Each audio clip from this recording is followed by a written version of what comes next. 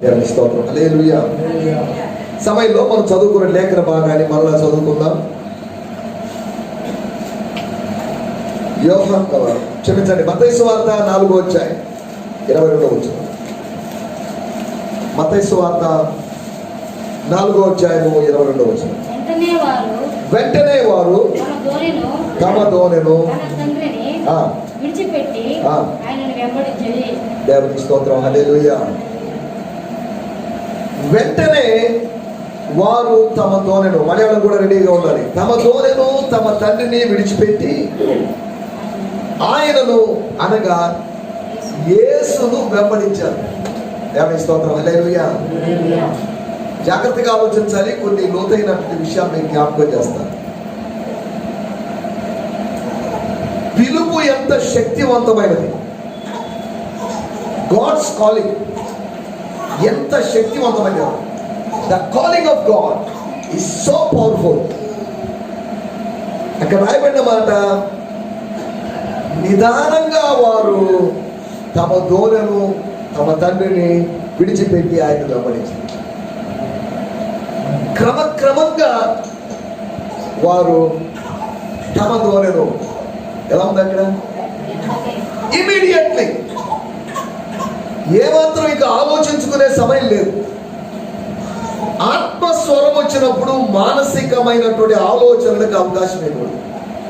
ఒకవేళ ఆలోచిస్తూ ఉన్నాం అనుకోండి, ఆ శిష్యులు చెప్పింటారు, సారీ అండి మేము రాలేము, మాకు చాలా బాధ్యతలు ఉన్నాయి. ఒకవేళ మేము ఇప్పుడు ఎవరి కాలంలో ఉన్నాము, కాస్త పెద్దవాళ్ళం అయిన తర్వాత వస్తామని చెప్పే అవకాశం. శరీరములకు విరోధముగా ఆత్మ పనిచేస్తుంది. ఇది గలతీ పత్రిక 5వ అధ్యాయంలో మనం చూసే విషయం. అదే సమయంలో ఇంకొక ప్రాముఖ్యమైన విషయం కూడా ఏంటంటే, ఆత్మకు విరోధంగా మనసు పనిచేస్తుంది. జాగ్రత్తగా ఆలోచించాలి. శరీరములకు విరోధంగా ఏం పనిచేస్తుంది? ఆత్మ. ఈ రెండు బద్ధ శత్రువులు. ఈ రెండు శత్రువులు ఎక్కడున్నాయి? ఈ బద్ధ శత్రువుల మధ్యలో 10 కిలోమీటర్ల దూరం లేదు. ఇది లోపల ఆత్మ. శత్రుత్వం ఇప్పుడు ఎవరి మధ్యలో ఉంది? కానీ ఈ రెండిటి మధ్యలో ఒకటి ఉంది, సోల్, లేకపోతే మనస్సు అనేది ఉంది. ఈ మనస్సుకి ఆత్మకి, శరీరము ఆత్మ ఉన్న దానికన్నా మనసు ఆత్మ మరింత సమీపంగా ఉన్నాయి. ఇవి కూడా శత్రువులే. ఆత్మ సిద్ధమే కానీ శరీరము, ఆత్మ సిద్ధమే కానీ మనసు పరిపరి విధాలుగా ఆలోచిస్తుంది.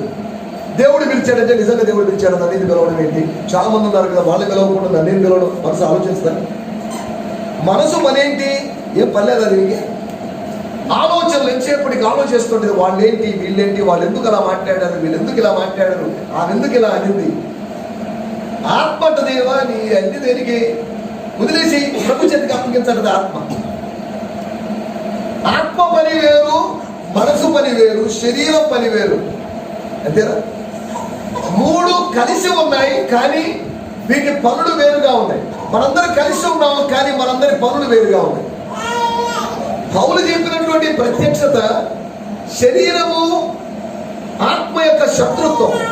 అదే సమయంలో వాక్యంలో మనం కొన్ని జాగ్రత్తగా గమనిస్తే, మనసు ఆత్మ యొక్క శత్రుత్వాన్ని, the enmity between the soul and the spirit. శత్రుత్వం ఎవరి మధ్యలో ఉంది? ఎన్ని శత్రుత్వాలు ఉన్నాయో చూడండి.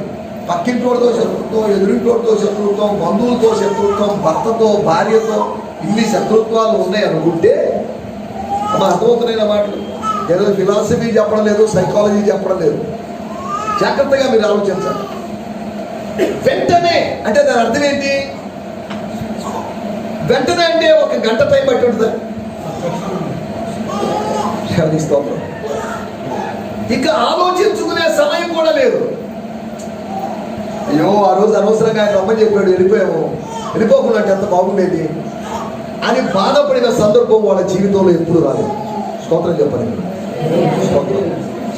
యేసు పిలుపు విని నువ్వు వెంబడిస్తే ఎందుకు నేను వెంబడించాను అని పశ్చాత్తాపడాల్సిన అవసరం రాదు. ఒక మనిషి పిలిచి నేను నీకు ఏదో ఒకటి ఇస్తాను, రాని మనల్ని తీసుకొని మోసం చేస్తే 2 సంవత్సరాలైనా ఆయన చెప్పిన మాట నెరవేర్చలేదండి, అనవసరంగా 2 సంవత్సరాలు వేస్ట్ చేస్తున్నాడని మనిషి బాధపడే అవకాశం ఉంది. దేవుడు పిలిచిన దాన్ని బట్టి ఎవరికి బాధపడాల్సిన అవసరం రాదు. ఏ సేవకుడినైనా అడగండి, అయ్యా నేను దేవుడు సేవకు పిలిచాడని ఎప్పుడైనా బాధపడ్డావా? దానికి ఎందుకండి బాధ? అది భాగ్యం. దేవుని పిలుపు అనేది అది బాధ కాదు, అదేంటి? భాగ్యం. ఎంతో మంది ఉంటే నన్నే పిలిచాడండి, అది సంతోషపడిపోతాం. సరే, దేవునికి స్తోత్రం. మనం ఆలోచన వెంటనే వారంటే ఎవరు? వారు అంటే ఎవరు? చాలా ఓకే. ఇక్కడ గమనించాల్సిన స్టోరీ, యేసు ప్రభు ఏది చేసినా కానీ ఒక ప్లాన్డ్ గా సిస్టమాటిక్ గా చేస్తాడు, స్టెప్ బై స్టెప్ గా చేస్తాడు. ఇది యేసు ప్రభు ఇచ్చినది 2వ పిలుపు. మొదటి 2 పిల్లలు పిలిచాడు, తర్వాత 2 పిల్లలు పిలిచాడు. అనగా 3వ శిష్యుడిని 4వ శిష్యుడిని యేసు ప్రభు పిలుస్తున్న సందర్భం. ఇంకా మరీ విచిత్రమైన విషయం ఏంటంటే, ఈ 4 శిష్యులు 4 కుటుంబాల నుంచి రాలేదు. ఈ 4 శిష్యులు 2 కుటుంబాల నుంచి వచ్చారు. నీకు అర్థమవుతుందో లేదో మరి? స్తోత్రం స్తోత్రం హల్లెలూయా. జాగ్రత్త కావాలి, మనం డీప్కి వెళ్ళిపోతున్నాం. ఇంకా ఇప్పుడు జస్ట్ బీచ్ దగ్గరికి వెళ్ళాం. బీచ్ దగ్గర నుంచి కొద్దిగా మీ కాళ్ళు తరుస్తున్నాను నేను. ఇంకా మెల్లగా లోపలికి తీసుకోబోతున్నాను. వెంటనే ఏం జరిగింది వాళ్ళకి? ఏం జరగలేదా? వెంటనే ఏదో జరిగింది. పిలిచిన వాడు ఏదో జరిగించాడు. ఇంకా చెప్పాలంటే వాళ్ళు మంత్రముక్తులై వెళ్ళిపోయారు ప్రభు గారు. స్తోత్రం హల్లెలూయా. ఏమండి, మా యజమానుడి గురించి నేను రాత్రంతా చెప్పాను. మీ పాపం చూశాను, మంచి అనుకోగలిగిన అమ్మాయి, మాకు నచ్చింది. నేను మన రాత్రంతా అదే ఆలోచిస్తున్నాను. నా యజమానుడైనటువంటి ఇస్సాకుకు సెట్ అయ్యే అమ్మాయిని దేవుడు చూపించాడు. మీరు దయచేసి పంపించేస్తారా? ఎస్, వెళ్ళిపోండి, పంపించేసి తీసుకోబోండి అన్నారా? ఒక్క 10 రోజులండి. వెంటనే అమ్మాయి పంపించలేదు. వాళ్ళు ఏం చేశారు? ఒక అనుబంధం అనేది ఆలస్యం చేస్తుంది. గుర్తుపెట్టుకోండి, కొన్ని అనుబంధాలు ఆత్మీయ పిలుపు విషయంలో వాయిదాలు వేస్తాయి. గెస్ట్లు వచ్చారు, 2 ఇంటికి వచ్చారు. బ్రదర్ రెడీ కండి అన్నారు, సిస్టర్ రెడీ కండి, పాప రెడీ కండి అమ్మా, శరం స్వీటీ అని చెప్పారు. ఆ 2 వచ్చిన గెస్ట్లు బయట వెయిట్ చేస్తున్నారు. బయట వాళ్ళ మీద దాడి చేయడానికి మనుషులు వచ్చినప్పుడు వాళ్ళకి కనుమొప్పు కలుగు చేశారు, వాళ్ళు పంపించేసారు. అయిపోయింది. వాళ్ళు గుడ్డోలాగా తడువులు ఆడుకుంటూ వెళ్ళిపోయారు.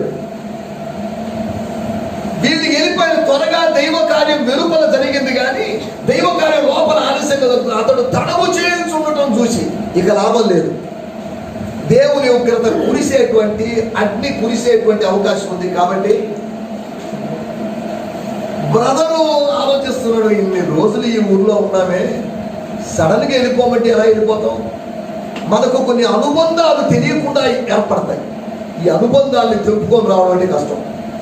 అక్క, చెల్లి, అన్న, తమ్ముడు, తండ్రి, తల్లి అనుకున్నా తెలుపుకొని రాగలవా? చెప్పండి, రాగలవా? అంత సులభంగా రాలేవు. ఈ సంసార సాగమంలో మనం కూరుకునిపోయాం. మనం పీక లోతు కూరుకునిపోయాం. ఇంత సడన్గా మనం నమ్మంటే రాలేం మనం. అది మన పరిస్థితి. ఇప్పుడు లోతును బయటికి రమ్మంటే లోతు వస్తున్నాడా? ఇక ఇప్పుడు లాభం లేదు.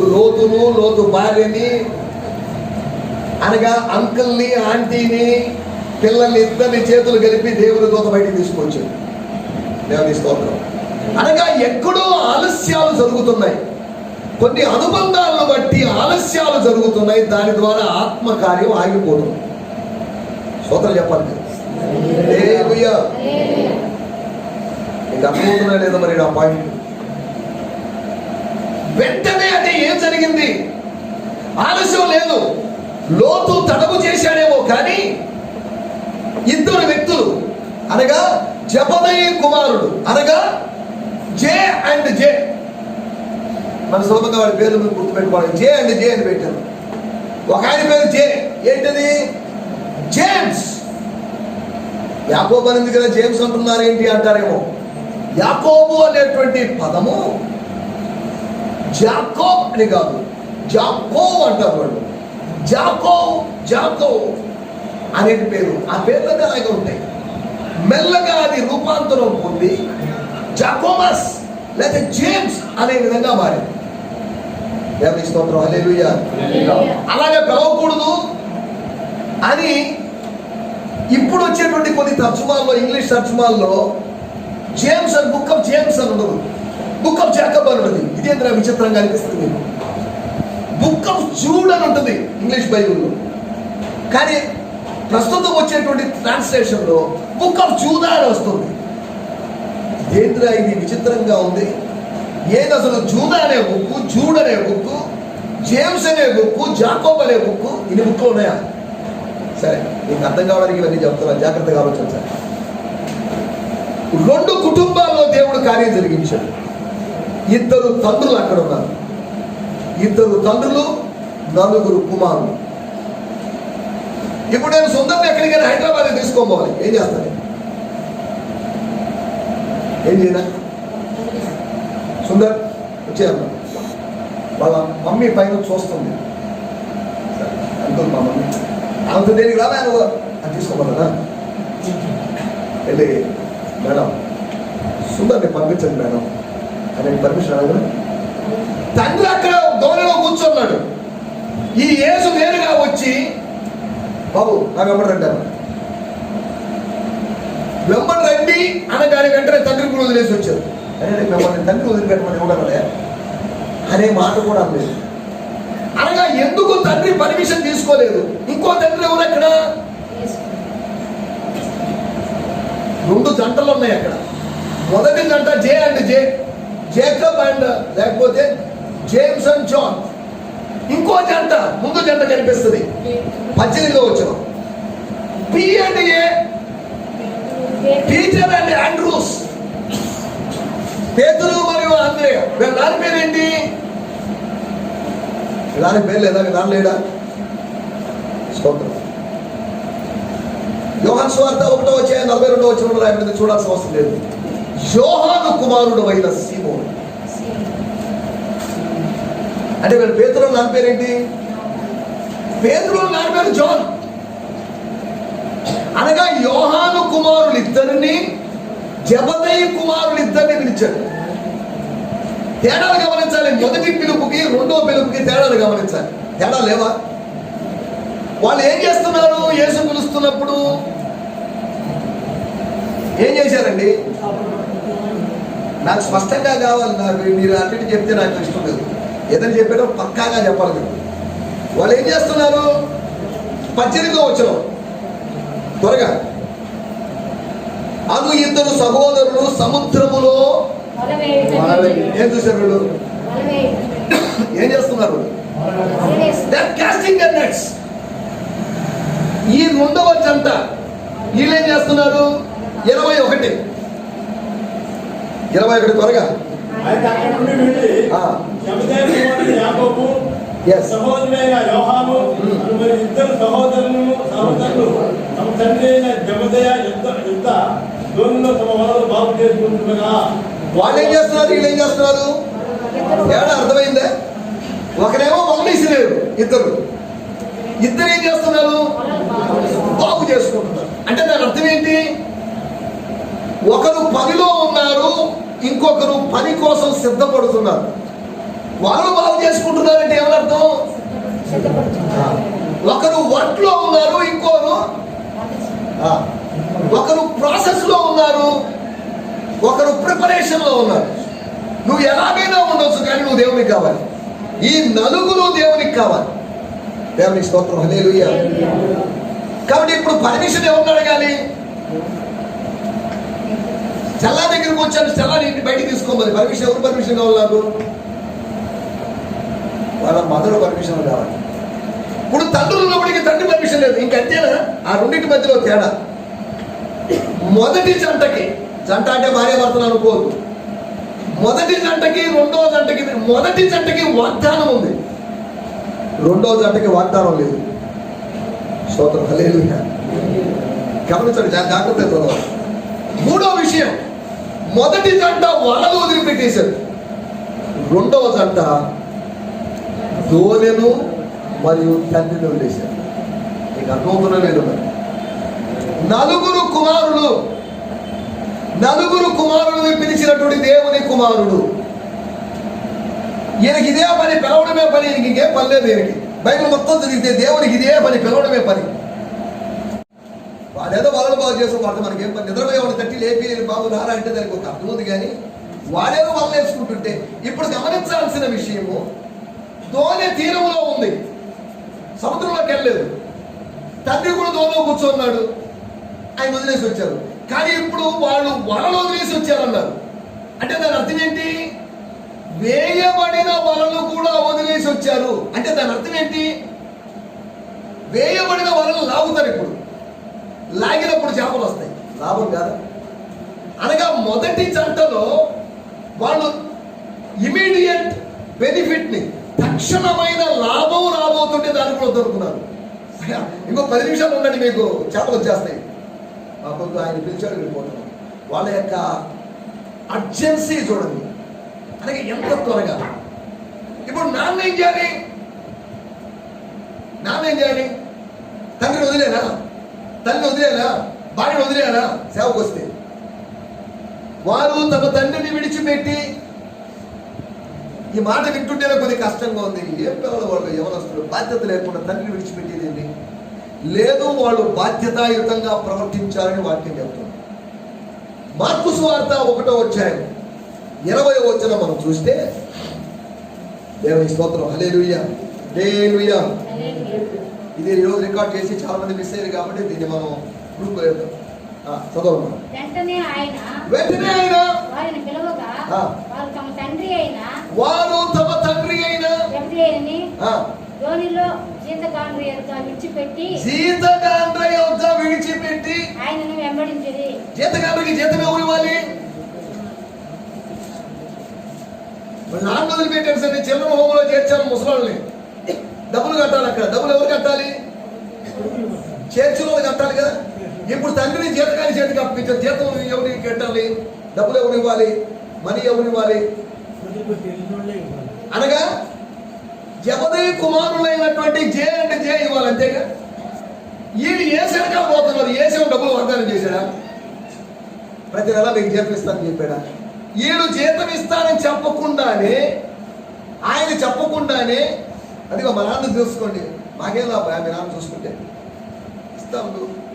వీళ్ళకి ఎక్కడ నుంచి వస్తుంది? ఎటువంటి ఆధారము లేకుండా చూడండి. వాళ్ళకి ఏమన్నా హోప్ ఉందా? జీతం ఇంత వస్తుంది. వాళ్ళు అడిగారా నన్ను వెంబడించమంటే ఏమైనా జీతం ఎంత ఇస్తావు?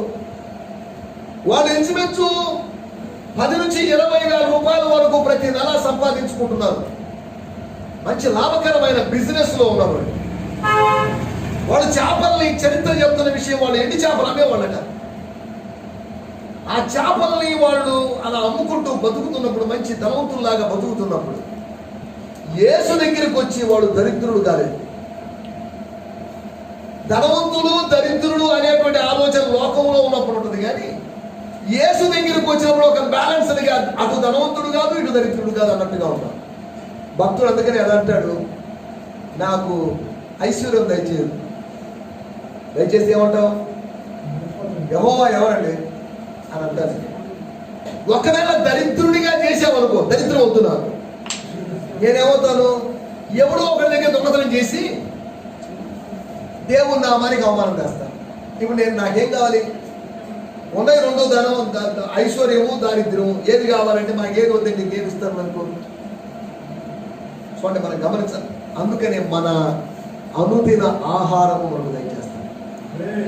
మనము దరిద్రులము కాదు, ధనవంతులం కాదు. దరిద్రుడు ధనవంతుడు అనే లెక్కలు లోకంలోనే. దైవరాజ్యంలో ధనవంతుడు దరిద్రుడు అనేది లేదు. ఈ లోకంలో తారతమ్యాలు ఉన్నాయి. కానీ ఒకవేళ లోకం దృష్టికి దరిద్రుడే, లోకం దృష్టికి ధనవంతుడే కావచ్చు.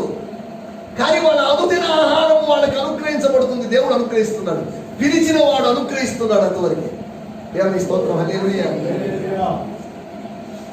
జాగ్రత్తగా ఆలోచించాలి. మనం ఏం ఆలోచిస్తున్నాం ఇప్పటిదాకా? అనగా నలుగురు కుమారులను ఆయన పిలిచాడు. నలుగురినైనా ఇంక పిలవలేదు ఆయన. ఇంకా ఆలోచిస్తే 3వ అధ్యాయానికి వస్తే ఎక్కడో ఆలయంలో పరిచర్య చేసుకుంటున్నటువంటి యాజకుని కుమారుడిని పిలిచాడు, యోహాన్ని పిలిచాడు. ఆయన పిలిచింది 5 మంది కుమారులను పిలిచాడు. ఈ 2 అధ్యాయాలు. సరే, కుమారులను పిలిచి ఏం చేశాడు ఆయన? అవి కూడా ఆలోచించాలి కదా. చాలా ప్రాముఖ్యమైన విషయాలు నేను బోధించబోతున్నాను. పిలిచిన వాళ్ళు ఏం చేశాడండి? కుమారుల్ని ఏం చేస్తున్నాడు ఆయన? చదవండి 2వ అధ్యాయం హెబ్రీయులకు రాసిన పత్రిక 10వ వచనం. హెబ్రీయులకు రాసిన పత్రిక 2వ అధ్యాయం 10వ వచనం, 201వ పేజీ. స్తోత్రం స్తోత్రం స్తోత్రం స్తోత్రం స్తోత్రం స్తోత్రం స్తోత్రం స్తోత్రం. ఎవరి నిమిత్తము సమస్తము ఉన్నవో, ఎవరి వలన అనేకులైన కుమారులను, కొందరు కాదు అనేకులైనటువంటి కుమారులను.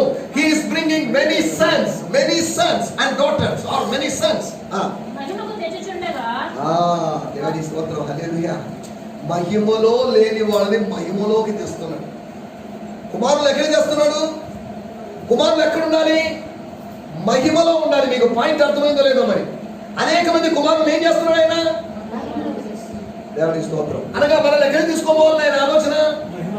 మట్టిలో ఉంచడం కాదండి ఆయన ఆలోచన. నిన్న ఇక్కడ నుంచి హైదరాబాద్ తీసుకోబోయాడు ఒక మనిషి. ఎక్కడికి తీసుకోబోయాడు అంటే మట్టి నుంచి మట్టిలోకి తీసుకోబోయాడు, అంతేగా. ఇక్కడ నుంచి అమెరికాకి తీసుకోబోయాడు అనుకుందాం ఒక ఆయన. నన్ను ఎక్కడి నుంచి ఎక్కడ తీసుకోబోయాడు? మట్టి నుంచి మట్టిలోకి తీసుకొని వెళ్ళాడు, అంతేనా? కానీ ప్రభు నన్ను తీసుకొని పోతే మట్టి నుంచి మహిమకు తీసుకొని వస్తాడు. పాపము నుంచి నన్ను పరిశుద్ధతలో తీసుకున్నాడు. దేవుని స్తోత్రం, హల్లెలూయా. నీకు అర్థమవుతున్నాయి లేదా మరి విషయాలు? సరే, ఇంకా ముందుకు వచ్చా. ఇప్పుడు ఏం మాట్లాడుకుంటున్నాం మనం? దేవుడు ఏం చేశాడు? ఇప్పటికి 5 మంది కుమారులను పిలిచాడు. సరే, వీళ్ళకి ఏం చెప్పాడు? పూర్తి వెనకాల రాడుగా. ఏమో అర్థమవుతుందా? మీకేమో అర్థం కాకపోతే మళ్ళీ ప్రశ్నలు అడగవచ్చు. పూర్తి వస్తారా? ఏదో ఒకటి ఆశ చూపిస్తే చిన్నపిల్లలు రే చాక్లెట్ ఇస్తారంటే వాడు మన వెనకాల వస్తాడు. మనమేదో మన చేతిలో ఉందని చెప్పేసి కుక్కలో, వీధిలో, పిల్లలో మన వెనకాల వస్తాయి. దేనికి? మనం ఏదైనా ఇస్తామేమో అని. ఒక భిక్షగాడు పేతురు యోహానుల వైపు చూశాడు. దేనికి? వారి యొద్ద ఏమైనా దొరుకునేమో. ఆయన తేరి చూస్తే పేతురు డైలాగు చూడండి, వెండి బంగారం మా దగ్గర లేదు. ఆ ముష్టోడు మనసులో ఇలా తెచ్చుకోండి. నిన్ను ఎవడు అడిగాడు? వెండి నిన్ను ఎవడు అడిగాడు బంగారం? మీ మొఖాలు చూస్తే మీకు వెండి బంగారం అంత సీనే ఉంది. ఇంతమంది చేపలు అమ్ముకున్న వాళ్ళు ఇప్పుడు ఏదో పాస్టర్లు అయ్యారు. సరే, వెండి బంగారం మీ దగ్గర ఎక్కడ? ఏం మాట్లాడుతున్నారు? ఏ భిక్షగాడు వెండి బంగారం అడగడు. కానీ వీళ్ళేంటి ఇలా మాట్లాడుతున్నారు? వెండి బంగారములు ఇవ్వగలిగిన వాళ్ళలాగా మాట్లాడుతున్నారు. ఏంటి? వీళ్ళ మాటలో తేడా వచ్చింది, వీళ్ళ ఆలోచనలో తేడా వచ్చింది. యేసుతో ఉన్న వాళ్ళ మాటలో తేడా వస్తుంది, యేసులో ఉన్న వాళ్ళ ఆలోచనలో తేడా వస్తుంది. రాదా? మన ఆలోచనలో తేడా రాదా? స్తోత్రం, హల్లెలూయా. 3 ప్రాముఖ్యమైన విషయాలు మీకు జ్ఞాపకం చేయబోతున్నాను. ఇంపార్టెంట్ విషయాలు. బాడీలోకి వెళ్తున్నాము. ఇప్పుడంతా ఇంట్రడక్షన్ ఉంటుంది. దీనికి ఒక టైటిల్ ఇలా పెడుతున్నాను, ఒక్క దెబ్బకి 3 పెట్టలు. ఏంటిది? సాధారణంగా ఏమంటారు? ఒక దెబ్బకి.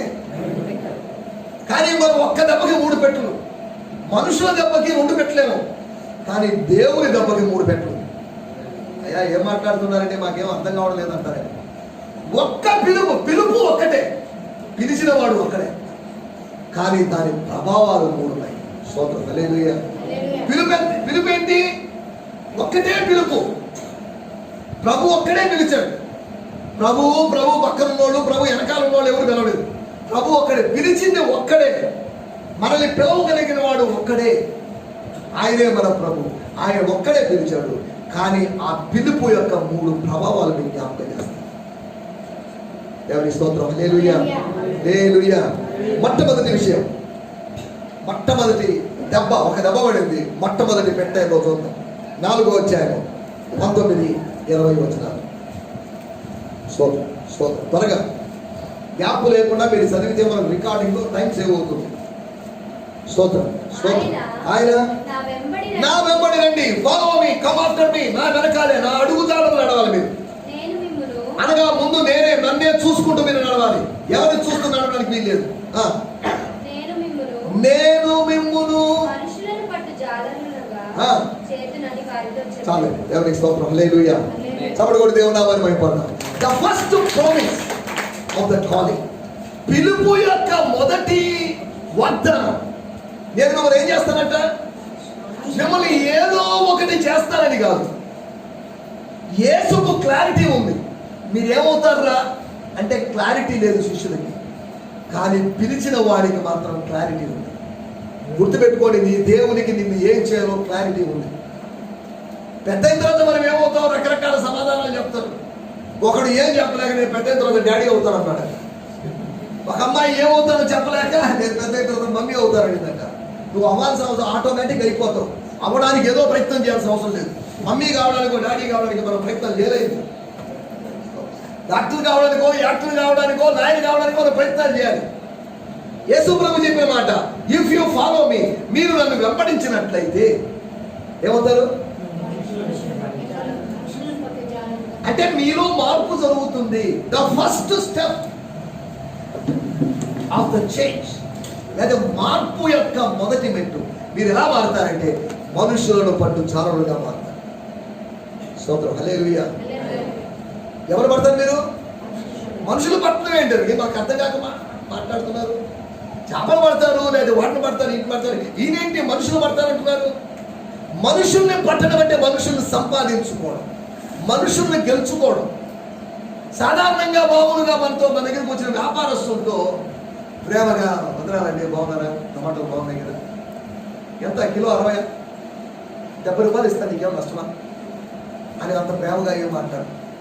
ఏ 60 రూపాయలు ఏంటి, మొన్న కొనుక్కొచ్చా 40 రూపాయలు కదా, ఏమైనా మాట్లాడుతున్నావు అని ఇంచుమించు వ్యాపారస్తులతో గొడవ దిగుతాం మనం. అది పెద్ద గొడవ కాకపోవచ్చు, కానీ వాళ్ళతో నువ్వేందా మరి ఇంత ఘోరంగా వ్యాపారం చేస్తావు, చూడు ఆ షాప్ అతను చూడు, నువ్వేంది మరి ఎంత అన్యాయం ఏంది, అసలు ఈ టొమాటాలు ఏం బాగున్నాయి, అసలు చూడు మొత్తం మచ్చలేదు. వాడు అంటాడు, మేడం నేను తయారు చేసినవా, మనిషికే మచ్చలు ఉన్నప్పుడు టొమాటోలకు మచ్చలు ఉండడం ఎందుకంటే మంచిగా తీసుకోరా, నువ్వు 60 అంటే అలా కుదరదు అని. వాటితో ఏం చేస్తాం మనం? దయచేసి 60 నుంచి 50 చేసుకోగలరా అందుకని అంటారా? ఏం చేస్తాం మనం వ్యాపారస్తులతో? మనుషుల్ని గెలవలేకపోయిన స్థితి వాళ్ళ జీవితంలో ఉంది. వాళ్ళు వ్యాపారస్తులుగా ఉన్నప్పుడు మనుషుల్ని గెలవలేకపోయారు. మనుషుల్ని గెలవడం అనేటువంటి విధానం. మిమ్మల్ని ఏం చేస్తారన్నాడు? మనుషులను పట్టు. మీరు మనుషులే, మీరు మనుషులుగా ఉండి మనుషులే మనుషుల్ని పట్టగలరు. అంతేనా? ఒక మనిషే మరో మనిషిని కనగలడు, ఒక గొర్రె మరో గొర్రెని కనగలడు. అలాగే ఒక మనిషి మరొక మనిషిని పట్టగలడు. మిమ్మల్ని ఎలా చేస్తాడు అంటే మనుషుల్లో పట్టేవాళ్ళుగా చేస్తారు. వాళ్ళకి హ్యాపీ అయింది, మంచి మాట చెప్పాడు. అక్కడికి పోయినప్పుడు ఒరే చేపలోడా మీరు వాళ్ళు ఏం తిట్టుకోవడం, గౌరవంగా కూరగాయలా ఒరే గాజులోడా అనేగా గౌరవంగా గాజులయ్య గారు, కూరగాయలయ్య గారు అని ఎవరు పిలుస్తామే కాదా? ఎవరికి స్తోత్రం. హల్లెలూయా. ఎందుకు చెప్తున్నానంటే అలాంటి పరిస్థితుల్లో, అటువంటి అట్మాస్ఫియర్లో ఉన్నటువంటి శిష్యులు, వాళ్ళకి దేవుడు చేసిన వాగ్దానం ఒకటి, the promise of the transformation. రూపాంతరము చేస్తాను, రూపాంతరం జరిగిస్తాను, వాళ్ళ రూపం మారుస్తాను అనగా కలిగే రూపాంతరం ఒకటి. పిలుపు ద్వారా రూపాంతరం కలుగుతుంది. మాట చెప్పాలి మీకు, అది ఎలా అర్థమవుతుందో నాకు తెలియదు, కానీ కొద్దిగా అర్థం చేసుకోవాలి. పిల్లలు కొద్దిగా దీన్ని క్యాచ్ చేయాలి బాబు. మనుషులు అనే దాన్ని ఇంగ్లీష్లో ఏమంటారు? ఓకే, ఏమన్నారు? ఇంకేదైనా అంటారా? ఇంకేదైనా మాట ఆలోచన చెప్పండి. నేను చెప్పింది కరెక్టే. మనుషులకి ఇంకో మాట హ్యూమన్ బీయింగ్స్ అన్నా. హ్యూమన్ బీయింగ్స్ అంటే ఏమనర్థం? బీయింగ్ అంటే ఏమని అర్థం? ఒక ఆయన పెద్ద వాదాలు దిగాడు. Human being is not a correct word. Human being కాదు, హ్యూమన్ బికమింగ్. అర్థం కాదు మీకు పాయింట్. బీయింగ్ అంటే ఏమని అర్థం? నేను ఆల్రెడీ ఉన్నాను, నేను మనిషిగా ఉన్నాను. కానీ బీయింగ్ కాదు, బికమింగ్ అనగా తయారు కావడం. మనిషి మనిషిగానే మారడం లేదు, ఉండడం లేదు. మనిషి క్రమంగా మనిషిలాగా మారుతాడు. అక్కడికే చెప్తున్నాడు, వాడు మొగాలు కాదండి, మృగాలండి. వాడు పశువు అండి. వాడు ఏమైపోయాడు?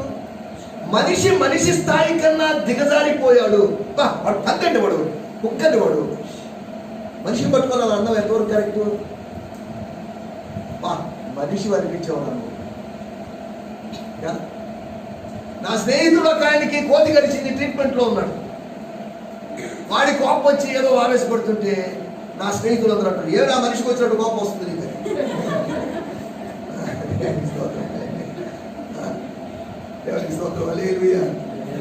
ఎందుకు చెప్తున్నారంటే, నీ కోతి కలిసింది కదా, కోతి రంగం అనాల్సింది నువ్వు, మనిషి కోపం అన్నట్టు కోపడుతున్నావు ఏంటంటున్నారు. జాగ్రత్తగా ఆలోచిస్తాం. హ్యూమన్ బీయింగ్ ఈజ్ ఓకే, కానీ హ్యూమన్ ఏమవుతున్నాడు? బికమింగ్ అవుతున్నాడు. వాడు మారుతూ ఉన్నాడు. ప్రతి దినం మనం మారుతూ ఉన్నాం. మారి మారి మారి మారి. ఈ ప్రాసెస్ అనేది అకస్మాత్తుగా జరిగేది కాదు.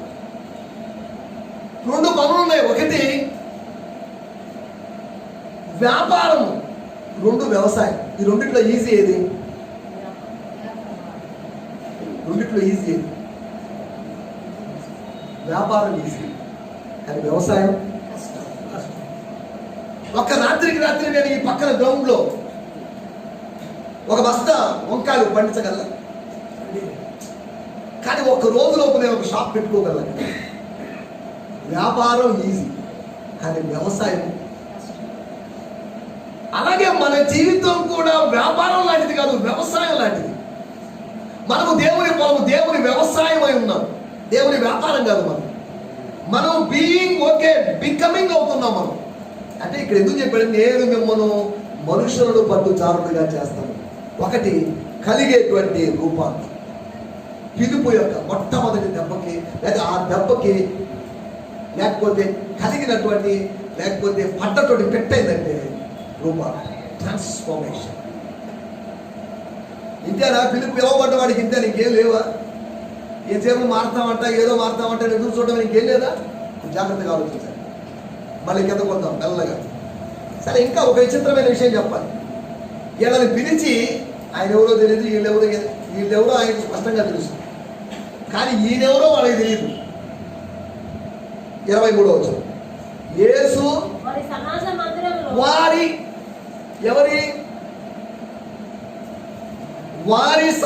మందిరములో కాదు, వారి సమాజ మందిరములలో. స్తోత్రం. నువ్వు ఏమై ఉన్నావు అని దేవుడికి చూపించాలి. మోషేని అడిగావు, ఏంటిది? కర్ర అంటే. చాలా కాలంగా నా దగ్గర ఉంది. కర్రనా అది? 100కి 100 రూపాయలు కర్ర. మోషే కింద చెప్పండి, అది కర్ర పావా? తనకు తెలియకుండా తాను పామును పట్టుకొని తిరిగాడనమాట. ఇది అంతేనా? మనకు తెలియకుండా దుష్ట స్వభావాన్ని మనలో భరించుకొని తిరుగుతున్నాము. మనకు తెలియదు, మనం మంచోళ్ళు అనుకుంటున్నాం. కర్రేనండి, కర్ర లోపల ఏముంది? కర్ర కింద పడిందంటే మాత్రం ఇది పాము, అది ప్రమాదకరం.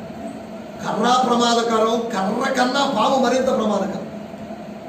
మనం కనిపిస్తున్న దానికంటే మంచోడు లాగా అనిపిస్తుందండి, కానీ ఒకరోజు అమ్మ మనం అనుకున్నంత మంచోడు కాదండి, అతను చాలా ప్రమాదకరమండి. కర్ర అంటే ఏమనర్థం? పైకి కర్రలాగా కనిపిస్తున్నాం, కానీ మనం పాములం అని అర్థం. కింద పడ్డామో, మనల్ని కింద పడేశారో మన స్వభావం బయటకు వస్తుంది. చేతిలో పట్టుకుంటే రెస్పెక్ట్ చేస్తారు. కింద పడేశారా, ఒక్క మాట కింద పడే విధంగా మాట్లాడారో ఏమవుతుంది? అది మన స్వభావం. సాబియా మంచోడు అంటే బాగానే ఉంటుంది, సంతోష్ బాబు మంచోడు అంటాడు వాడు. సాబియా వాడు దుర్మార్గుడు అండి అన్నాను అనుకోండి, అబ్బాయి ఆయన వేస్ట్ అండి అని అన్నం ఆరంభిస్తాడు. ఒక అనకపోయినా మనసు అనుకుంటుంది. కర్ర కింద పడిందే ఏమవుతుంది? కర్ర కింద పడితే ఏమవుతుంది? అది మిమ్మల్ని కింద వేస్తే మీలో ఉన్న పాప బయటకు వస్తుంది. స్తోత్రం, హల్లెలూయా. ఇప్పుడు ఎంతకాలం వాళ్ళ సమాజ మందిరాల గురించి అతిశయిస్తున్న వాళ్ళు వాళ్ళ మతములోని డొల్లతనం, వాళ్ళ మతములోని నకిలీతనాన్ని బయలుపరచడానికి యేసు ప్రభు వాళ్ళు పిలుచుకొని వెంబడించాడు. ఆయన తీసుకొని పోకూడదా? సముద్రం దగ్గర నుంచి ఆయన వాక్యంకి వచ్చి ఆయన పిలుచుకొని ఎక్కడికి పోవాలి చెప్పండి? ఎక్కడికి తీసుకొని పోవాలి? పాత రోజుల్లో ప్రాజెక్టుల నిర్మాణాల సమయంలో ఖాళీగా ఉన్న వాళ్ళని పిలిచి, హలో రా రా పని చేస్తావా అని పిలిచి తీసుకుపోయి ఉద్యోగాలు ఇచ్చి వాళ్ళకి జీతాలు ఇచ్చి వాళ్ళకి రిటైర్లు అయ్యి మంచి మంచి జీతాలు వస్తాయి. చాలా మంది చదువుకున్నావా? లేదు సార్. అయితే పనులు రావాయా? పనులు రావాయా అని తీసుకోపోయి. చదువుకున్నావా? ఏం చదువుకున్నావు? 10th. 10th అంటే నీకు మంచి ఉద్యోగం వస్తుంది రావాయా? ఇప్పుడు సంగతి కాదు. ఇలా తీసుకోపోయి పెడుతున్నాడు. ఇప్పుడు ఈ నలుగురిని పిలిచారు. నలుగురు పిలిచి ఏం చేయాలి చెప్పండి? నలుగురు పిలిచి వాళ్ళ తల్లిదండ్రులకి దూరం చేసేశారు, వాళ్ళ కుటుంబాలకు దూరం చేశాడు. రెండవది, ఇప్పుడు వాళ్ళ సమాజ మందిరానికి పోయి మీ సమాజ మందిరము, మీ రిలీజియన్ ఎంత ఘోరంగా ఉంది, మీ మతం ఎంత ఘోరంగా ఉంది, మీ ఆత్మీయత ఎంత ఘోరంగా ఉంది నేర్పిస్తున్నాడు. ఒరే ఆయన చెప్పింది కరెక్టే కదా. అనవసరంగా ఈ సమాజ మందిరాలు తిరిగి మన యవన కాలాన్ని వృధా చేసుకున్నాం అని వాళ్ళకి అర్థమైంది. అంతేకాకుండా రెండోది 24వ వచనంలో పోయి రోగులు బాగు చేయడం ఆరంభించాడు. అనగా మీ చుట్టూ ఉన్న సమాజంలో ఎంతమంది రోగులు ఉన్నారు అని చెప్తున్నాడు. వాళ్ళ ఆత్మీయత బాగలేదని, వాళ్ళ ఆరోగ్యం బాగలేదని, ఆరోగ్యము ఆత్మీయత బాగలేని స్థితిలో మీరు ఉన్నారని, వీటి మధ్యలో కాపురం ఉన్నారని అది ఆయన చెప్పడం కోసం యేసు సమాజ మందిరంలోకి వెళ్ళాడు అంటే సమస్య ఉండేది కాదు. వారి సమాజ మందిరంలోకి వెళ్ళాడు అంటే దాని అర్థం పిలవగానే, బాబు సమాజ మందిరానికి వెళ్తావా? వెళ్తాను సార్. ఏదో పని చేద్దాం, వెళ్దాం మీ సమాజ మందిరానికి వెళ్దాం. ఈ నలుగురు ఈ 2 సమాజ మందిరాలకు 3కో 10కో వెళ్ళారు, మరి తెలియదు. వాటన్నిటికి వెళ్ళాడు. వాటన్నిటికి వెళ్ళి చేసి అన్ని చోట్ల ఒకే పని చేస్తున్నాడు. ఏం పని? అనగా మీ సమాజ మందిరంలోని బోధకులకు స్వస్థత లేదు, స్వస్థత వరము లేదు, వాడు దేవుని నామంలో స్వస్థతలు చేయడం లేదు. మతము ఎంత బలహీనమైనదో మతము యొక్క పరిమితి తెలియజేశాడు. తర్వాత చూడండి, రోగులు ఎంతమంది ఉన్నారని.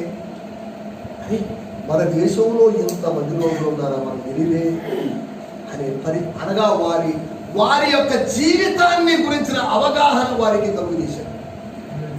ఇంత పాడుబోతు బతికే మనం అయితే మనకు ఒక మంచి భవిష్యత్తు కావాలి. అందుకనే యేసు ప్రభు చేసిన వాగ్దానం, డోంట్ వరీ, మిమ్మల్ని మనుషులు బట్టే జానులుగా చేస్తారు. ఒకటి జరిగేటువంటి రూపాంతరం. ఇంతవరకు బాగానే ఉంది.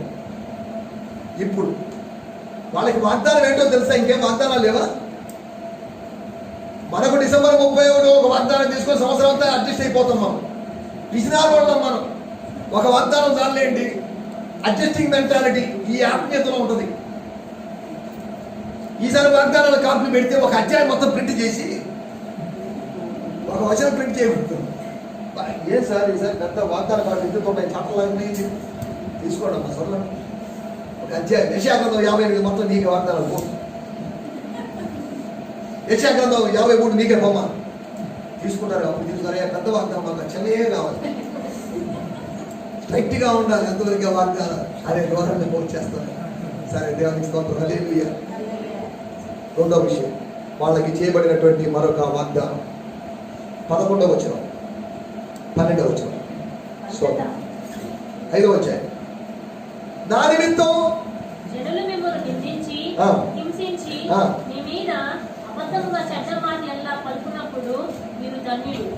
సంతోషించి ఆనందించుడి, పరలోకమందు మీ ఫలము అధికమగును. ఇలాగున వారు మీకు పూర్వమందబడిన ప్రవక్తలను హింసించుడి. నా నిమిత్తం జనులు మిమ్మునంటే ఎవరిని? మిమ్మునంటే ఎవరిని? ఈ 5వ అధ్యాయం 4వ అంతా కలిసి ఉంది అనుకుందాం. ఈ విడివిడిగా మనం చూడదు. 5వ అధ్యాయం 1వ వచనం. ఆయన సమాజ జన సమూహములను చూచి కొండ ఎక్కి కూర్చుండగా ఆయన శిష్యులు ఆయన ఎద్దకు వచ్చేది. ఇప్పుడు ఎవరితో చెప్తున్నాడు ఇది? బాగానే ఉందా వాగ్దానం? అమ్మా మిమ్మల్ని మనుషులు బట్టి దారులుగా చేస్తాను. దేవునికి స్తోత్రం, వందనాలమ్మా, దేవునికి స్తోత్రం. బాగానే ఉంది. నెక్స్ట్ రెండవ వాగ్దానం ఏంటిది? ఫస్ట్ వాగ్దానం the promise of transformation or transfiguration, బాగుంది, వెరీ గుడ్. రెండవది ద ప్రామిస్ ఆఫ్ పర్సిక్యూషన్, అనగా కలిగే ఉపద్రవం, జరిగే రూపాంతరం బానే ఉంది. మమ్మల్ని ఏదో మారుస్తాడట. ఏనా పేతురు, యోహాను, యాకోబు, ఆంద్రయ ఏం ఆయన వెనకాల పోయారు? ఏం వాగ్దానం చేశారు మీకు? మమ్మల్ని మనుషులు పట్టే జాగ్రత్తగా చేస్తారంటండి. అయిపోతాం త్వరలో మేము.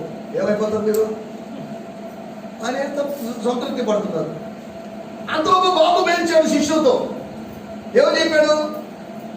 నా నిమిత్తం జనులు మిమ్మల్ని, అనగా మిమ్మల్ని హింసించి, దూషించి, ఒకటి నిందించి, హింసించి, చెడ్డ మాటలు పలుకున్నప్పుడల్లా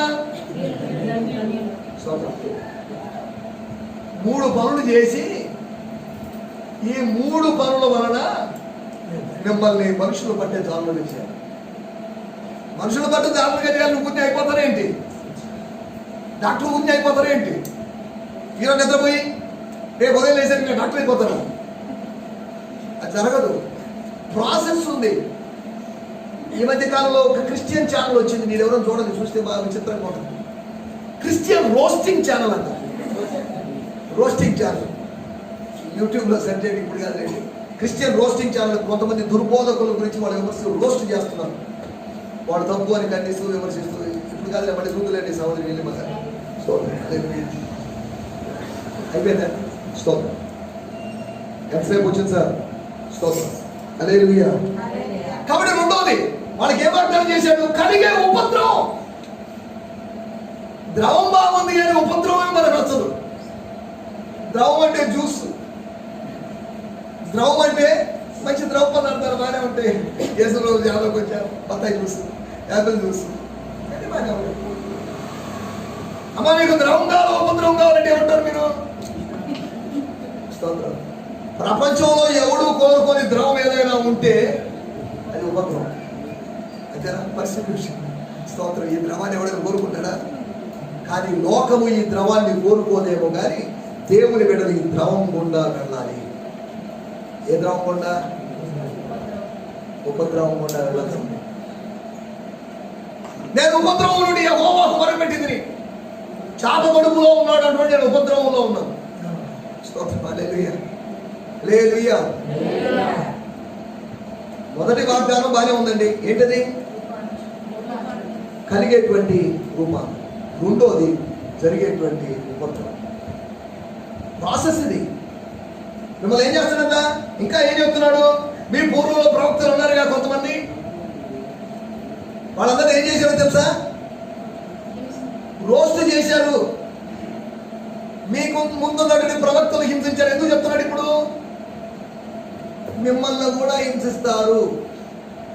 అనగా దాని అర్థం ఏంటంటే, రెండవది వాళ్ళకి ఉపద్రవం ఉందేమో కానీ ఉపద్రవంలో కూడా నీలో రూపాంతరం దొరుకుతుంది. నువ్వు ఒక ప్రవక్త స్థాయికి వెళ్తావు. నాకు ఉపద్రవం కలిగింది, ప్రవక్తకు ఉపద్రవం కలిగిందంటే పరిచర్య విషయంలో ఆయనతో నేను సమానంగా లేకపోయినప్పటికీ కూడా పరిచర్య ఫలితంలో ఉపద్రవం అనుభవించే విషయంలో ఆ ప్రవక్త నేను సమానమే. రెండో విషయం, ఆయన పిలుపులో ఒక్క దెబ్బకు 3 పెట్టలు. మొట్టమొదటి పెట్ట రూపాంతరం బాగానే ఉంది. రెండో పెట్ట ఉపద్రవం. ఉపద్రవం ఎవరికి? అలాగనే వారు మీకు పూర్వం ఉన్నటువంటి ప్రవక్తలు ఏం చేశారు? హింసించారు. హింసలో భాగం ఏంటిది?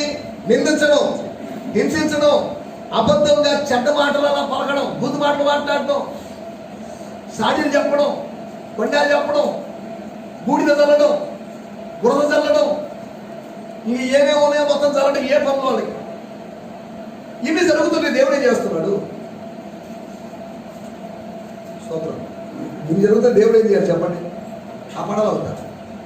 దేవుడు అనుమతించాడు వీళ్ళని. వీటి గుండా నువ్వు వెళ్తేనే. స్తోత్రం. హల్లెలూయా.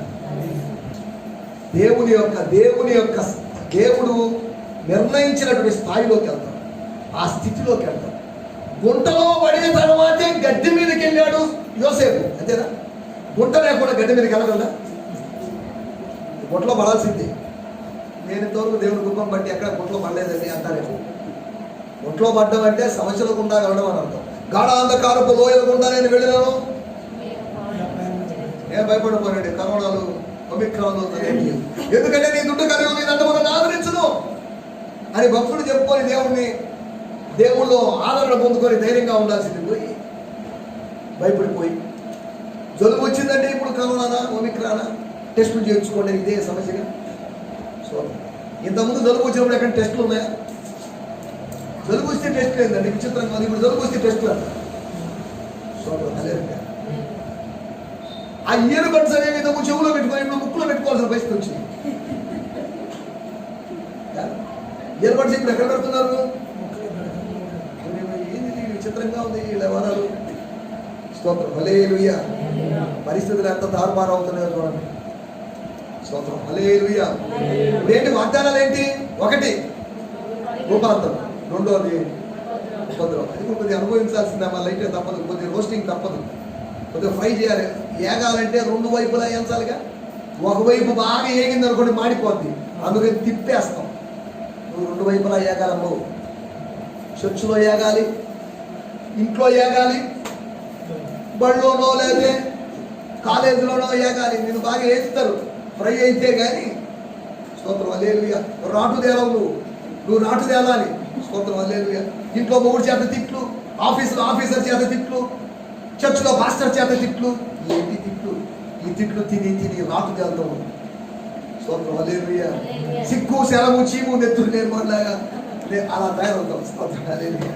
ఇది నిజమైన శిష్యత్వం, అంతేనా? స్తోత్రం.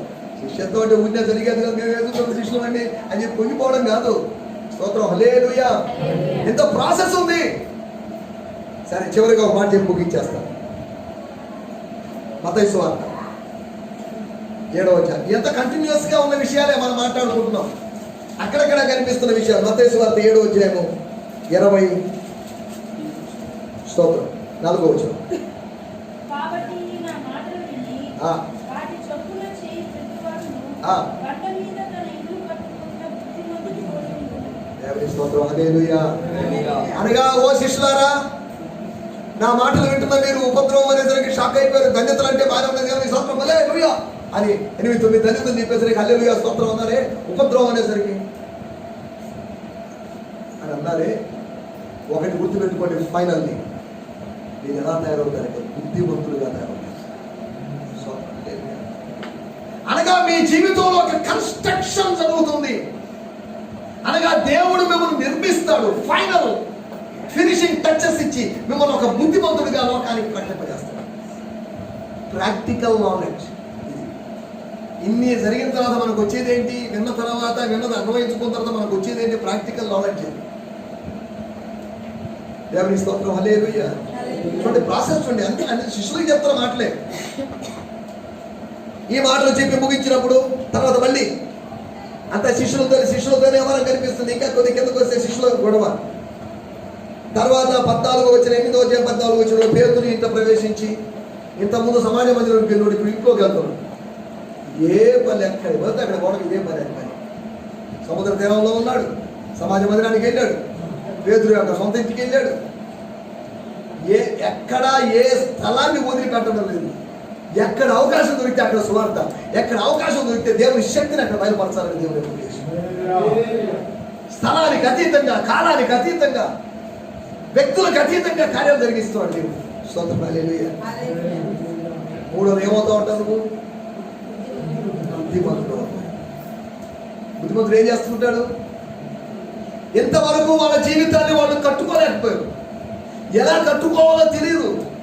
కానీ ఈ మాటలు అన్వయించుకున్న తర్వాత, కొండ మీద ప్రసంగం అన్వయించుకున్న తర్వాత నువ్వు బుద్ధిమంతుడు అవుతున్నావు. అనగా వాక్యాన్ని అన్వయించుకున్న తర్వాత, పిహెచ్డీ చేసిన తర్వాత కాదు నువ్వు బుద్ధిమంతుడు అయ్యేది. వాక్యాన్ని, ప్రభు వాక్యాన్ని నీ జీవితానికి అన్వయించుకున్న తర్వాత నువ్వు బుద్ధిమంతుడు అవుతున్నావు. బుద్ధిమంతుడు అవుతాను డిసైడ్ చేసేది ఎవరు? మనం కాదు. నాకు బాగా తెలియదు నేను చెప్పుకోవడం కాదు, ప్రభు చెప్పాలి. బుద్ధి గల కన్యకులు, బుద్ధి లేని కన్యకులు. హల్లెలూయా. చిన్న విషయాన్ని లాజిక్ మిస్ అయిపోయారు వాళ్ళు, బుద్ధి లేని వాళ్ళు. మన సిస్టర్సే కదా, మన ఫ్రెండ్సే కదా, మన ఆడుకున్న వాళ్ళే. మొబైల్ గేమ్స్ మనతో ఆడుకున్న వాళ్ళేగా, మనతో పాటు షాపింగ్ చేసిన సిస్టర్లే కదా మనం నూనె అడిగి తినకుండా ఉంటారా? స్తోత్రం. ఇలా అనుకున్న సిస్టర్లే. ఆత్మీయత, ప్రార్థన, ఉపవాసం దగ్గరికి వచ్చే సిస్టరు, షాపింగ్లు కలిసి చేసి ఉండొచ్చు, మనం ప్రయాణాలు కలిసి చేసి ఉండొచ్చు, కానీ ఆత్మీయతలో నీది నీదే, నాది నాదే, ఇండివిజువాలిటీ ఉంది. నా వ్యక్తిగతమైన ఆత్మీయ జీవితాన్ని కొద్దిగా ఇవ్వకూడదు అనుకునే. కొద్దిగా ఇస్తే నువ్వు నేను మధ్యలో ఆగిపోతాం. పోతే నువ్వన్నా పోవాలి, నేనన్నా పోవాలి, అంతవరకే. కానీ ఇద్దరు పోకుండా మధ్యలో అర్ధరాత్రి ఆ చీకట్లో ఇప్పుడు ఏం చేస్తాం? మా మనసులో ఒకటే ఆలోచన, పెళ్లి కుమారుడిని కలుసుకోవాలి. ఏమో మా నూనె కొనుక్కునేంత టైం లేనంత షాపింగ్ చేస్తున్నారే. స్వతంత్రం. అర్ధరాత్రి షాపింగ్ చేసినటువంటి బుద్ధి లేని కలిగి షాపింగ్ ఎప్పుడు చేశారు? స్తోత్రం. వీళ్ళు ముందే బుద్ధి కలిగి ముందే షాపింగ్ చేసేసారు. ముందే చేసుకోవాలి షాపింగ్ వీళ్ళంతా షార్ట్గా చేయాలి. స్తోత్రం. షాపింగ్ షార్ట్గా చేసేవాళ్ళు బుద్ధి కలిగిన కలిగి, షాపింగ్ లాంగ్గా చేసేవాళ్ళు బుద్ధి లేని కలిగి. మీరు షాపింగ్ చేస్తుండగా ప్రభు వచ్చాడు అనుకోండి, మీరు షాపింగ్ మాల్లోనే శాశ్వతంగా ఉండిపోతారు. మేము ప్రభు సన్నిధిలో ఉంటాం. మనం షాపింగ్ చేసే సెంటర్లు అక్కడే ఉంటారు. ఎంజీ మాల్లో నడిపారు. షాపింగ్ వద్దమ్మా అని చెప్తున్నాం, చేశారు. నేను ఇక్కడ ఉంటుండగా, పెళ్లి కుమారుడితో ఉంటుండగా నా భార్య షాపింగ్లో ఉంది. స్తోత్రం. హల్లెలూయా. నా మాటలు ఇక్కడ ముగించేస్తున్నాను. ఏం చెప్పాను ఇప్పుడు? మూడో విషయం, ఏమవుతాం మనము? ఇందాక వచ్చిన మాట ఇంగ్లీష్ మాట చెప్పాను, మనసులో పెట్టుకోండి. Human beings, human becomings. మనం బికమ్ అవుతున్నాం. We are becoming daily into the image of Christ. యేసుక్రీస్తు యొక్క పోలికలోకి మార్చబడుతున్నాం. ఈ రోజు కొద్దిగా మారి, ఈ రోజు కొద్ది మారి, ఇక్కడ కొద్ది చెప్పుకొని, ఇక్కడ కొద్ది చెప్పుకొని, అంతా ఆయనకి సెట్ ఈ అచ్చులో, ఈ మూసలో ఒదిగే విధంగా మనల్ని మనం చెప్పుకుంటూ, మలచుకుంటూ నిలబెట్టుకుంటున్నాం మన రూపాన్ని. దేవుని స్తోత్రం. హల్లెలూయా. ప్రభు సహాయంతో మన జీవితానికి రూపకల్పన, నిర్మాణం మనం చేసుకుంటున్నాం. నవజీవన నిర్మాణం చేసుకుంటున్నాం మనం. మీకు అర్థమవుతుందో లేదా మరి మాట? ఏం చెప్పాను నేను అసలు? ఏం చెప్పరా? పిలుపు వల్ల కలిగేటువంటి ఒకటి ఏం కలుగుతున్నామో రూపాంతరం. మాకు ఇష్టమండి, మేము మారిపోవాలండి, దేవదత్తలాగా మారిపోవాలండి. మారుతారు. రోస్టింగ్ ఉంది, రోస్టింగ్ తర్వాతే మారుతారు. స్తోత్రం. హల్లెలూయా. కదా, అందంగా మారాలంటే ఎన్ని రోస్టింగ్ ఉంటాయో. స్తోత్రం. స్తోత్రం. హాస్పిటల్కి వెళ్ళి కూర్చుంటే వెనకాల ఇద్దరు కూర్చొని మాట్లాడుకుంటున్నారు. వేసి లాగుతుంటే ఒకటే నొప్పే. ఏమి డబ్బులు ఇచ్చి ఆ నొప్పి భరించకపోతేమి? స్తోత్రం. హల్లెలూయా.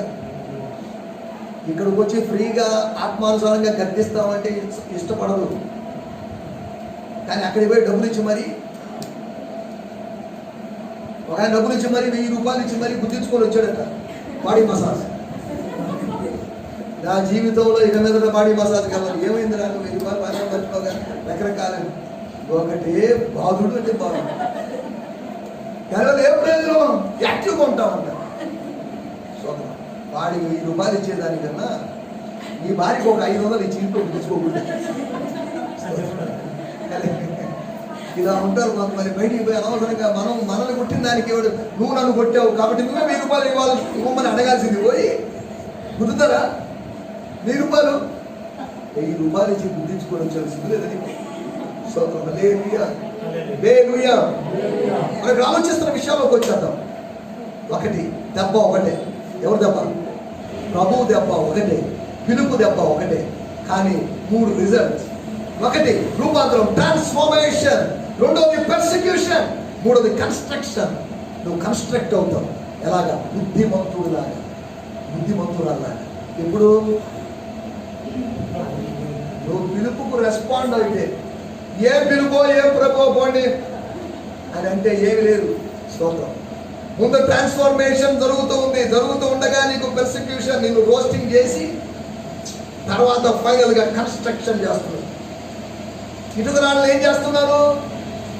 ముందు ఏం చేస్తారు?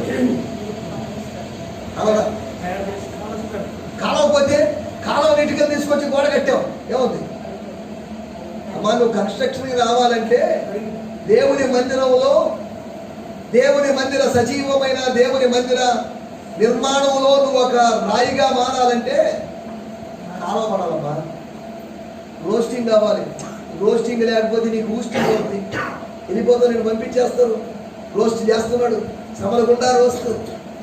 ముందు నాకు బాగలేదు బ్రదరు, తర్వాత మా ఆయనకి బాగలేదు బ్రదరు, వరుసగా ఆటలు వస్తుంది. ఎంత డిసిప్లిన్ అండి ఈ రోగానికి. ఈ రోగానికి ఉన్నంత డిసిప్లిన్ నాకు ఆశ్చర్యపోతుంటాను. అని చెప్తుంటారు సాక్ష్యాలు. బ్రదర్ ముందు నాకు వచ్చింది బ్రదర్, తర్వాత మా ఆయనకు వచ్చింది బ్రదర్, తర్వాత మా కత్తోడికి వచ్చింది బ్రదర్. మనుషులకు లేని డిసిప్లిన్ ఈ రోగానికి ఉందని అంత మళ్ళీ నాకు స్టార్ట్ అయింది బ్రదర్. ఓ ఇది సర్కులర్ గా కూడా వస్తుందన్నమాట. దీనికి మ్యాథమెటిక్స్ కూడా వచ్చు ఈ రోగానికి. స్తోత్రం హల్లెలూయా. ముందు వాడు తీసుకొచ్చి అంటించాడు బ్రదర్, ఇంటి మొత్తానికి అంటించేసాడు. అని అందం లేదా? స్తోత్రం హల్లెలూయా. నా మాటలు ముగించేస్తున్నారు. 3 మాటలు చెప్పారు. ఏంటి 3 మాటలు? మనం చదువుకుంది ఏంటి? వెంటనే వారు తమ దోణెను విడిచిపెట్టి, తమ తల్లిని విడిచిపెట్టి, అవసరమైతే తల్లిని విడిచిపెట్టాడంటే ఎలా విడిచిపెట్టాడంటే, యూదులు విడిచిపెట్టేటప్పుడు వీడుకోలు చెప్పేటప్పుడు ఎలా చేస్తారంటే గట్టిగా కౌగులించుకొని ముందు పెట్టి, daddy, bye daddy, love you daddy, miss you daddy. కోడలు అత్తమ్మ వదిలిపెట్టేటప్పుడు అత్తమ్మ బాయ్ అత్తమ్మ అని అనలేదా? ఎక్కడ రూతు గ్రంథం ఉంటూ వచ్చాను.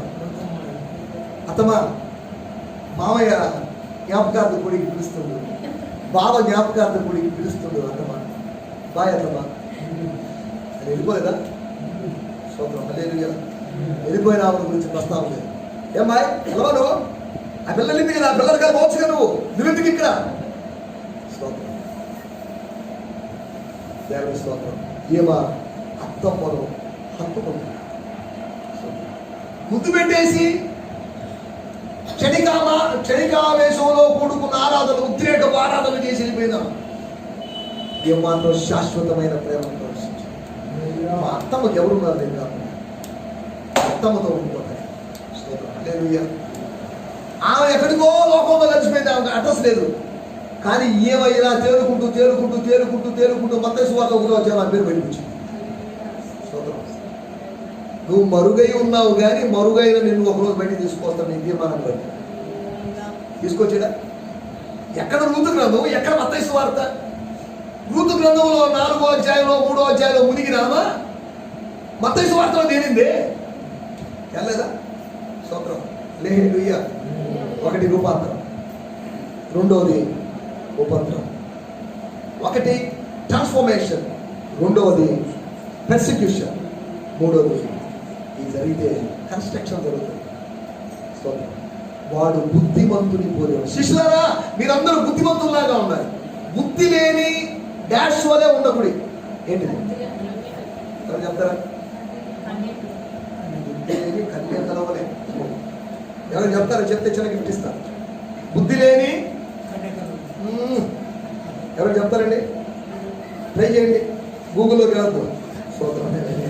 స్తోత్రం హల్లెలూయా. చదవండి 32వ అధ్యాయం కీర్తన గ్రంథం 9వ వచనం. 32:9 త్వరగా అయిపోయింది. 5 నిమిషాలు చూడండి. బుద్ధి జ్ఞానములు లేని గుర్రము అని నేను. ఎలాగా అమ్మా? మీరు ఎలా ఉండకూడదు? గుర్రంలాగా కంచర గాడిదలాగా ఉండొద్దు. స్తోత్రం. పౌరాల్లాగా, గొర్రెల్లాగా, గద్దల్లాగా ఉండండి. స్తోత్రం హల్లెలూయా. ఏమన్నా డౌట్స్ ఏమైనా ఉన్నాయా? సందేహాలు ఏమైనా ఉన్నాయా? స్తోత్రం హల్లెలూయా. ఒక్క మాటలో వచ్చి మనం కొన్ని విషయాల్లో వెళ్ళిపోయాం. వాళ్ళు వెంటనే ఆయన గమనించారు. ఒక వాగ్దానము తర్వాత రాబోయేటటువంటి 2 వాగ్దానాలు మర్చిపోయారు. రూపాంతరం అనేటువంటి ఆ మాటకి ఆకర్షితులైపోయారు. కానీ ఉపద్రవం సంగతి వచ్చేసరికి కాస్త ముందు వెనక ఆలోచించారు.